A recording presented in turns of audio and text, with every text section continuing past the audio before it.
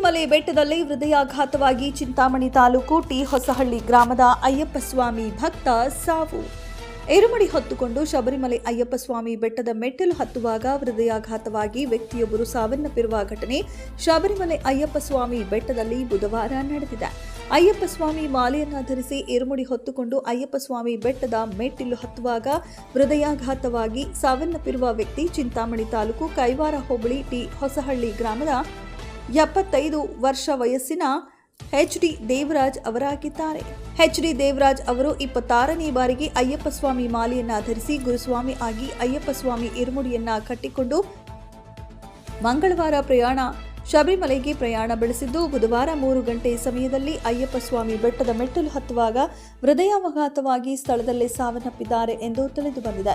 ಮೃತರ ಶವಕ್ಕೆ ಟಿ ಹೊಸಹಳ್ಳಿ ಗ್ರಾಮಕ್ಕೆ ತಂದು ಮೃತರ ಅಂತ್ಯಕ್ರಿಯೆಯನ್ನ ನಡೆಸಲಾಯಿತು. ಮೃತರ ನಿಧನಕ್ಕೆ ಮಾಜಿ ಶಾಸಕ ಜೆ.ಕೆ. ಕೃಷ್ಣಾರೆಡ್ಡಿ, ಮಾಜಿ ತಾಲೂಕು ಪಂಚಾಯಿತಿ ಸದಸ್ಯ ಸಂತೆಕಲ್ಲಹಳ್ಳಿ ಎಚ್. ನಾರಾಯಣಸ್ವಾಮಿ ಮತ್ತಿತರರು ಸಂತಾಪ ಸೂಚಿಸಿದರು.